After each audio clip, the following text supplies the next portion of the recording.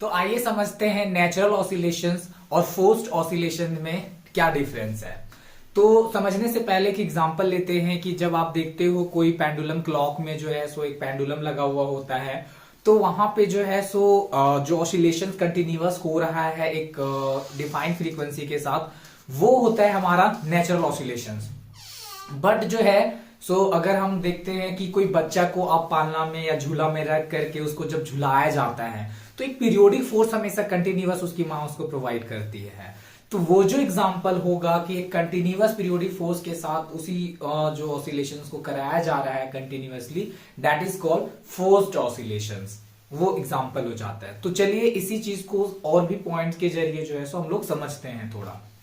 तो यहां पे लिखा है मैंने कुछ डिफरेंस, जैसा कि पहला जो नेचुरल ऑसिलेशंस है उसमें मैंने बोला the oscillation of a body in the absence of any resistive और एक्सटर्नल फोर्स। मतलब ये कह रहा है कि एक ऐसा ऑसिलेशन बॉडी का जो हम लोग अब्सेंस, मतलब यहां पे अनुपस्थिति के किसके, रेजिस्टिव या एक्सटर्नल फोर्स, मतलब कोई भी एक्सटर्नल फोर्स या रेजिस्टिव फोर्स नहीं होना चाहिए जो ऑसिलेशंस को रोके।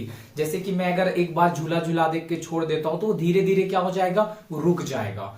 तो वहां पर जो है सो वो डैम्ड ऑसिलेशंस का एग्जांपल हो जाएगा। लेकिन आप पेंडुलम क्लॉक जब देखते होगे तो एक बार वो जा रहा है तो कंटिन्यूअस वो हो रहा है, तो उसको रेजिस्ट करने वाला कोई भी नहीं होता है, इसीलिए बोलते हैं in the absence of resistive force.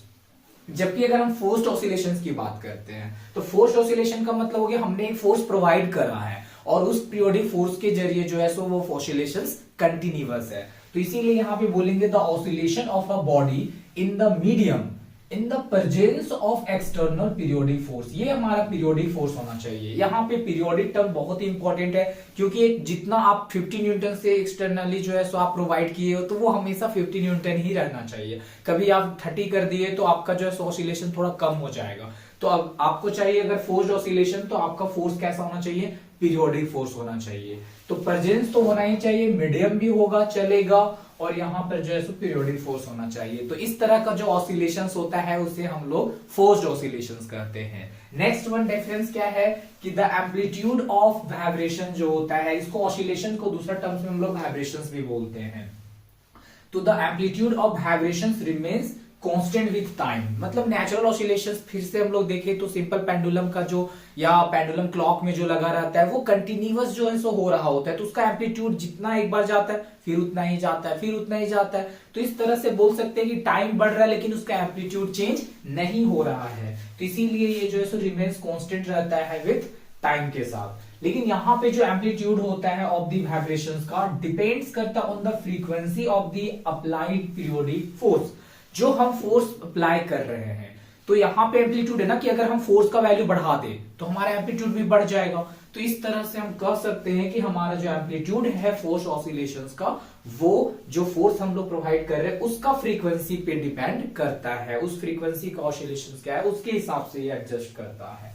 The frequency of the vibrations, next one difference क्या है नेचुरल का, the frequency of vibration depends on the shape and size of the body. तो यहां पे जो नेचुरल ऑसिलेशंस होता है, जैसे कि अगर हम पेंडुलम क्लॉक की बात करते हैं तो वहां पे जो उसका अगर आप बात करते हैं फ्रीक्वेंसी बढ़ाना घटाना है, तो उसमें जो पेंडुलम का लेंथ होता है वो मैटर करता है। तो कहने का मतलब अगर हम नेचुरल ऑसिलेशंस की बात करते हैं तो यहां पर जो है वो शेप और साइज मैटर करता है कि बॉडी का शेप और साइज कैसा है, उसके हिसाब से फ्रीक्वेंसी को हम चेंज कर सकते हैं। लेकिन यहाँ पे जो फ्रीक्वेंसी है ऑफ द वाइब्रेशंस का, इस वाइब्रेशन का जो फ्रीक्वेंसी है is equal to the frequency of the applied force. यानी कि यहाँ पे जो फ्रीक्वेंसी है वो सिंपल बोल रहा है कि जो हम अप्लाई कर रहे हैं फोर्स उस पे डिपेंड है, मतलब वही पूरा इक्वलिटी है।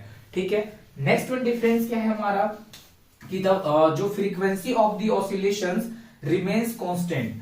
अब यहाँ पे ये हो गया डिपेंडेंसी के बेसिस पे यहाँ पे जो है सो बात हो रही थी। लेकिन अगर हम नेचुरल वाइब्रेशंस की बात करें तो एक बार जो डिफाइन हो जाता है वही फ्रीक्वेंसी हमेशा हमारा कंटिन्यू होता है। तो इसका मतलब जो होता है एक बॉडी के लिए हमारा फ्रीक्वेंसी जो होता है वो क्या रहता है, रिमेन्स कांस्टेंट रहता है, चेंज नहीं होता है। लेकिन अगर हम फोर्स्ड वाइब्रेशंस की बात करते हैं तो यहाँ पे frequency of the oscillations changes with change in the frequency of applied force. अगर यहाँ पे भी फ्रीक्वेंसी कांस्टेंट, बट अब अगर अप्लाइड फोर्स का फ्रीक्वेंसी चेंज हो रहा है तो यहाँ पे फ्रीक्वेंसी भी क्या होगा, ऑसिलेशंस का चेंज हो जाएगा।